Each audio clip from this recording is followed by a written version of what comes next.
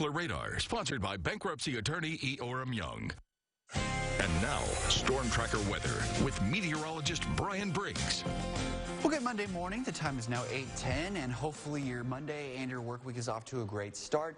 Fortunately, though, the weather will start to take a turn for the not-so-great path as we head down the remainder of the week and as our tropical systems start to make their presence known across the ArkLaMiss. But until then, very nice weather to start our Monday off. Clear skies and temperatures generally in the middle 70s. We're starting to heat up fairly quickly now that the sun is out. So generally, though, conditions were mild this morning, and it's going to be a hot and humid day for many of us. Live radar not showing anything going on either, at least not yet.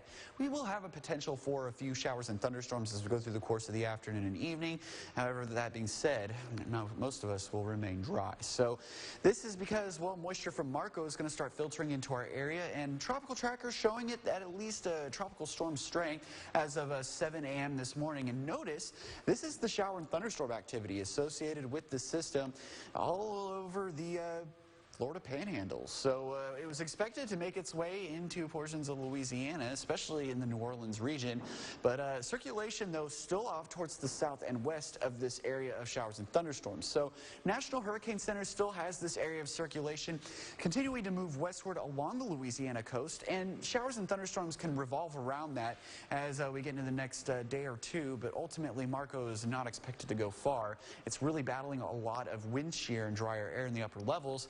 Therefore, this system just is not doing so hot. However, Laura, though, while looking disorganized, is still holding on, at least for the moment here. Tropical storm strength and 65-mile-an-hour winds, so it is stronger than Marco. But again, you're not seeing a well-defined circulation, but generally it is south of Cuba at this time frame, and we're getting to that point, that crucial point, where we'll start to see what it ultimately means for the ArkLaMiss once it gets past Cuba. That means it's going to be getting into the open Gulf soon, and it'll be getting into a more than favorable environment for development during this time. So at least right now, the National Hurricane Center has the system eventually making landfall near the Louisiana-Texas border along the coast as a Category 2 hurricane, and it continues to move northward right through the ArkLaMiss for the later Wednesday and early Thursday time frame, continuing through much of the day on Thursday, eventually hightailing off towards the northeast for the end of the week. So again, depending on how strong Laura is and where ultimately Laura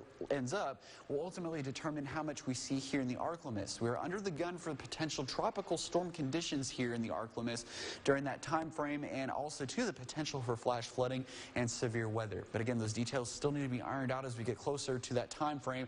Until then, though, just some isolated showers and thunderstorms moving in from the east, and that'll favor our eastern sections for the day today.